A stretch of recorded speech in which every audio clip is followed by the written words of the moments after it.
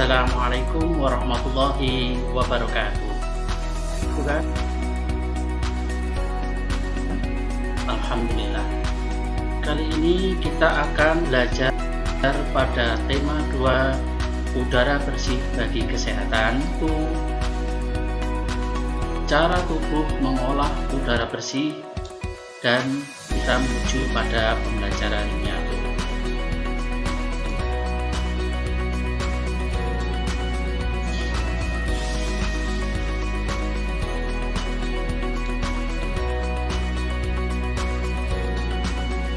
Tujuan pembelajaran pada pagi hari ini adalah yang pertama, siswa dapat menyebutkan informasi terkait dengan pertanyaan apa, siapa, di mana, dan kapan. Yang kedua, siswa dapat menuliskan dalam bentuk peta pikiran informasi yang didapat dengan pertanyaan apa, siapa, di mana, kapan. Dan yang ketiga, siswa dapat menemukan informasi tentang organ-organ pernapasan hewan. Baik, untuk pembelajaran yang pertama, simaklah bacaan pada berikut ini. Afinsa masih duduk di kelas 5-3 Banyuwangi. Ia seorang anak yang peduli lingkungan dan penyayang binatang. Binatang yang ia pelihara adalah kelinci. Kelinci pertamanya ia peroleh saat kelas 3. Semenjak itu, ia mulai merawat kelinci dengan penuh kasih sayang. Setiap hari, Afinsa selalu merawat, memberi makan, dan memberi minum kelinci kesayangannya. Ia membuatkan rumah kelinci di belakang rumah agar dapat bermain dengan mudah. Kelinci pertamanya ia beri nama Billy. Pada pagi hari, Afinsa melihat kelinci kesayangannya sakit. Afinsa langsung bergegas bilang ayahnya agar segera membawa ke klinik hewan. Setelah mendapat perawatan dari dokter hewan, hati Afinsa lega. Kelinci Afinsa sehat kembali dan bisa bermain dengannya dalaman. Jumlah kelinci sekarang di 5 ekor. 4 ekor berwarna putih dan 1 ekor berwarna putih hitam. Semua kelinci Afinsa tumbuh dengan sehat.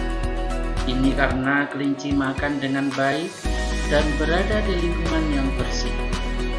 Afinsa selalu menjaga kebersihan kandang kelincinya setiap 2 minggu sekali. Anak-anak sekalian, untuk menambah kita memahami pada bacaan, alangkah baiknya kita membuatkan peta pikiran. Jadi kamu setelah membaca teks bacaan yang berjudul Kelinci Peliharaan Afinsa, perhatikan peta pikiran atau mind map di bawah ini. Lalu jawablah pertanyaan dalam setiap kotak. Hal ini dapat menambah informasi atau memahami isi dalam bacaan. Dari bacaan Kelinci Peliharaan Afinsa, kita dapat memberikan pertanyaan-pertanyaan seputar bacaan. Misalnya, siapa yang memelihara kelinci? Yang kedua, kapan Afinsa melihat kelincinya sakit? Yang ketiga, apa yang perlu dilakukan setiap harinya? Yang keempat, di mana hewan peliharaannya akan diperiksa. Nah, ketika kita telah membaca suatu bacaan dan kita memetakan pikiran atau membuat mind map pertanyaan-pertanyaan, itu akan membuat kita lebih paham akan bacaan yang kita baca. Mari kita jawab pertanyaan yang sudah ditampilkan. Nomor 1, kira-kira jawabannya apa? Ya, betul sekali. Siapa yang memelihara kelinci? Jawabannya adalah Afinza. Kapan Afinza melihat kelincinya sakit? Ya, pada pagi hari. Apa yang perlu dilakukan setiap harinya?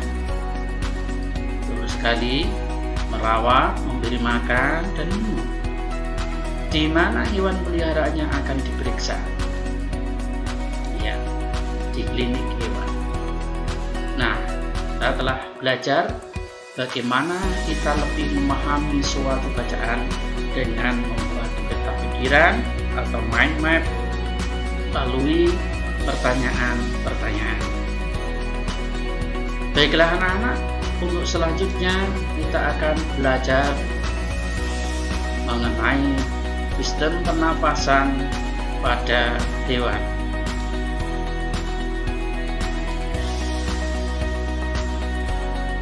Sistem pernafasan hewan itu berbeda-beda, dibagi menjadi beberapa. Yang pertama, hewan yang bernapas dengan paru-paru. Ini masih dibagi lagi menjadi beberapa. Yang pertama adalah mamalia atau hewan menyusui, di antaranya kucing, sapi, dan lain sebagainya. Yang kedua adalah burung. Yang ketiga, reptil atau merayap, di antaranya cicak, buaya, dan lain sebagainya. Dan yang keempat, amfibi atau hewan yang hidup di luar alam. Contohnya kata. Hewan selanjutnya mempunyai sistem pernafasan yang dinamakan insang. Contohnya adalah ikan, udang, dan lain sebagainya. Yang ketiga adalah bernafas dengan kulit atau permukaan kulit. Contoh, cacing. Yang keempat adalah hewan yang bernafas dengan trakea, yaitu serangga. Contohnya, lalang, kupu-kupu, jangkrik, dan lain sebagainya. Untuk lebih jelasnya, mari kita simak penjelasan berikut ini.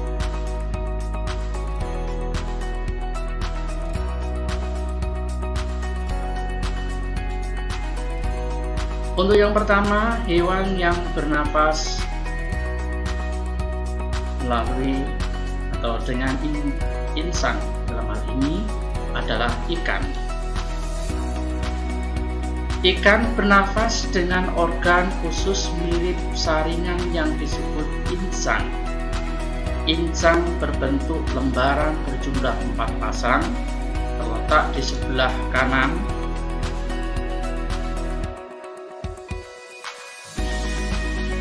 Ikan bernafas dengan organ khusus mirip saringan yang disebut insang. Insang berbentuk lembaran berjumlah 4 pasang, terletak di sebelah kanan dan kiri kepala. Ikan mempunyai gelembung renang yang berfungsi menyimpan oksigen dan mengatur gerakan naik turun. Labirin pada ikan yang hidup di lumpur mempunyai fungsi menyimpan cadangan oksigen. Perhatikan gambar berikut.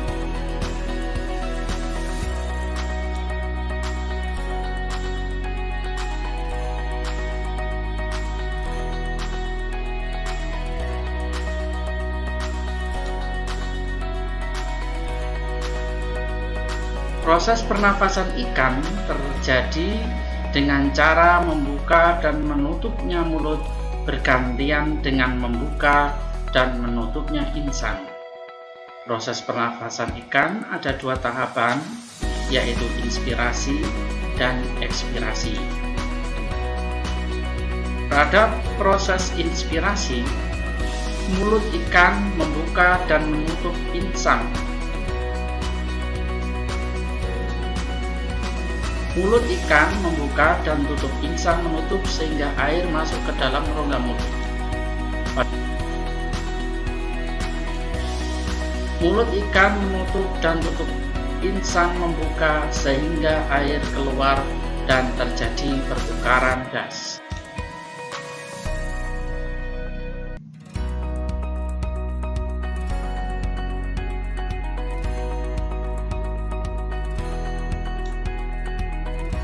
memberikan gambar pernafasan pada ikan, baik inspirasi maupun ekspirasi berikut ini.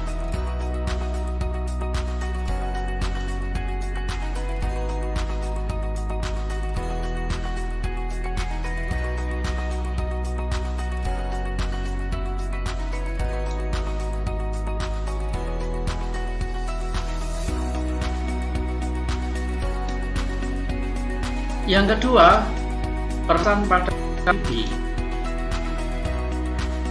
Hewan amfibi adalah hewan yang dapat hidup di darat dan di air. Salah satu contoh adalah katak. Saat masih berupa kecebong, katak hidup dalam air dan bernafas menggunakan insang. Insang kecebong terletak di luar tubuhnya dan terdiri atas lembaran-lembaran kulit halus mengandung kapiler darah.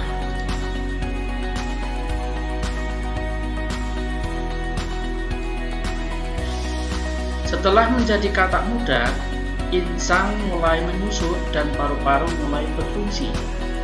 Katak muda pun tumbuh menjadi katak dewasa. Katak dewasa bernafas menggunakan paru-paru dan permukaan kulit. Permukaan kulit yang selalu basah memudahkan penyerapan oksigen dari udara.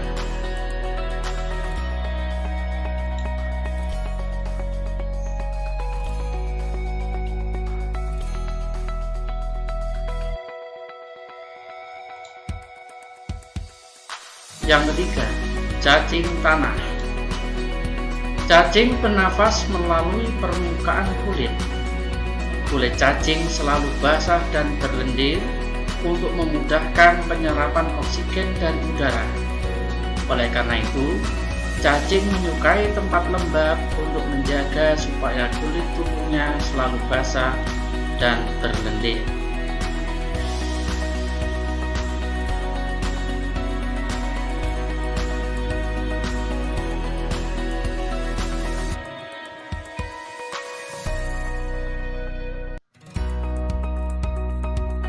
Yang keempat, pernafasan pada mamalia atau hewan menyusui. Alat pernafasan utama pada mamalia adalah paru-paru. Mamalia disebut juga hewan menyusui, contohnya sapi, gajah, harimau, dan lain sebagainya. Ada juga mamalia yang hidup di air, yaitu ikan paus dan lumba-lumba. Mamalia air ini menghirup udara akan mengeluarkan kepalanya ke permukaan air. Mamalia air mempunyai hidung di atas kepalanya, sebagian di atas punggungnya.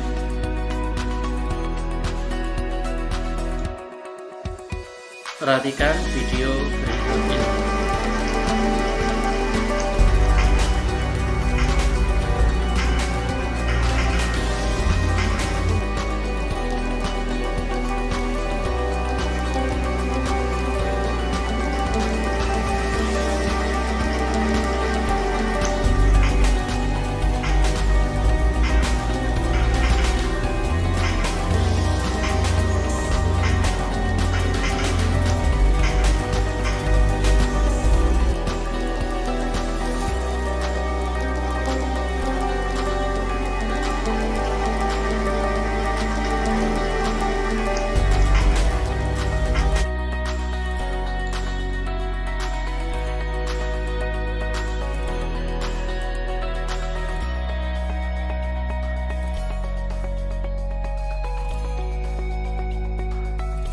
Yang kelima, pernafasan pada burung. Burung bernafas menggunakan paru-paru dan kantong udara, atau disebut juga undi-undi udara. Kantong udara berfungsi untuk menyimpan udara yang digunakan pada waktu terbang. Burung menghirup udara sebanyak-banyaknya saat tidak terbang. Sebaliknya, burung tidak menghirup udara saat terbang. Udara diperoleh dari kantong udara, dihembuskan ke paru-paru.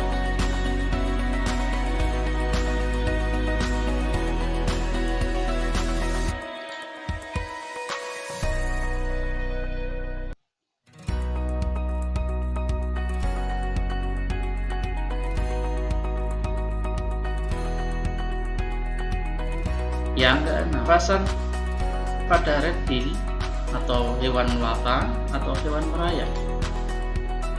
Reptil termasuk hewan yang bernafas menggunakan paru-paru.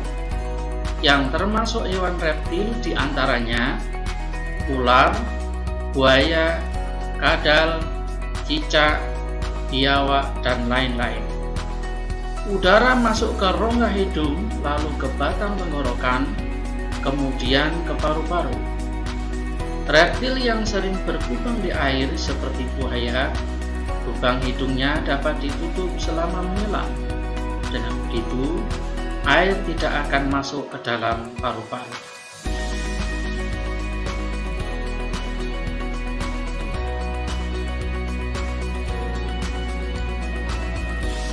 Yang ketujuh, pernafasan pada serangga. Serangga bernafas menggunakan trakea. Trakea merupakan pembuluh-pembuluh halus bercabang yang memenuhi seluruh tubuhnya. Yang termasuk serangga diantaranya kupu-kupu, lalang, lebah, jangkrik, dan lain-lain. Udara keluar masuk melalui lubang-lubang di kedua sisi tubuhnya yang disebut spirakel.